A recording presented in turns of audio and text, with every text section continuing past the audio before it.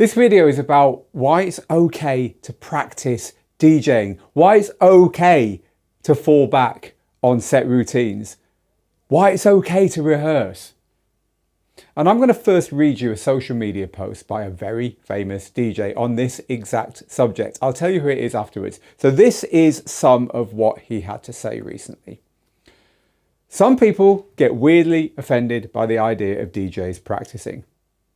No one is born with the confidence to do this stuff in front of thousands of people. You build that confidence on your own before anyone is watching. Nobody would go and watch their favourite band and think, I hope they haven't rehearsed this. Nobody would watch a football team walk out and think, I hope they didn't train too hard. But somehow with DJs, practice gets mistaken for faking it. For me, it's the opposite. It means I care enough to prepare properly. It means I respect the people who bought a ticket. I respect the music. I respect the idea that if I'm going to put myself in a position where I'm expected to perform with precision, I should do the work before I get there. Not every DJ set needs to be rehearsed. Not every moment should be planned. But when the goal is to push the technical side as far as I can, I'm not leaving that to chance. This is me trying to make sure my worst is still good enough when it matters.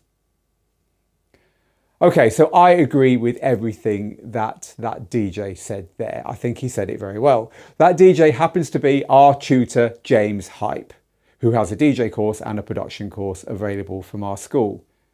But I want to talk about the two examples he gave of others for whom practice isn't a swear word: bands and football teams. So with a band, of course, the performance is mostly rehearsed. But the human connection is there, the band are there, the musicianship is there, the crowd is there, this is happening together in the same room, this matters. Even though it's scripted, no one's saying there's anything unauthentic about this. I remember many years ago going to see Carl Cox perform at Lancaster University. We drove up the motorway from my home in Manchester, England, and in a small theatre we watched him with 3 record decks and a mixer play a 90-minute set, performing some of the most technical DJing I'd ever seen. This was one of the best DJs in the world. Was a lot of that rehearsed? Had he done a lot of that before? Of course he had. Highly technical DJ performances are like that. It's just like watching a band play live. There may be a bit of improvisation, but lots of it is scripted. What's wrong with that?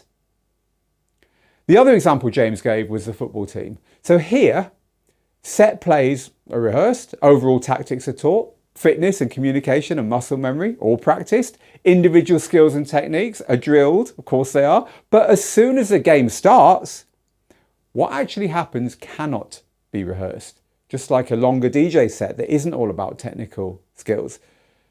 However, the players still fall back on planned patterns. They still use those set plays. How different is this really to a DJ with things that they want to do in their set and who definitely do them at some point, but who at the same time remain flexible to the crowd on the night?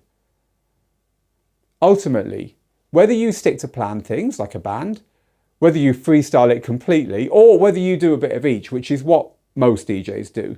And for that, the closest analogy is the football team. If you do what's expected, and if you do what's required of you, and if you do it well, you've done a good job. And none of that is possible without practice. So I'm going to end by telling you a story. The very first mixed DJ set I ever played in public was in a small club called Testarossa, around the corner from Manchester's Hacienda, back in 1991. It was a 1-hour vinyl set. Of course it was. There was no such thing as anything else at that point. I was so nervous. I had the set list and every transition written on a postcard, hidden under my DJ booth. My hands were trembling so much that I could hardly get the needles into the record grooves without them jumping. Was I reading the crowd? Reacting to the moment? Lost in the reverie of being a DJ? Of course I wasn't. I was shitting it. Was it the best set I ever played? I think you probably know the answer to that. But did I turn up and do the job? Yes, I damn well did. For me, for you, for every DJ who loves this craft, that is always enough. It's about right here, right now, and the people in the room with you. If you can get a vibe going, if you can make a human connection, if you learn something from it, and if you come back next time and do it again, as far as I'm concerned, you're a hero. Don't let anyone tell you that practicing as much or as little of that set as you need to get you to that point is something that somehow makes you less of a DJ. Now, if you're interested in learning how James performs his tricks, or just the basics of DJing, or how to use your software, or if you want lots of transition ideas that you can use in your own sets, or you want to know how to make mixtapes or live stream or scratch or any of the other skills of DJing and music production, do check out our Access All Areas membership. Scan that QR code or go to that URL to find out more about it.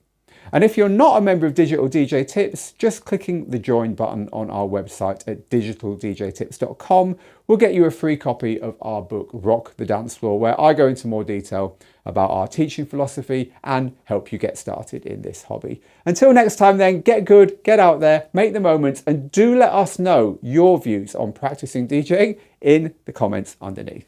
Bye for now.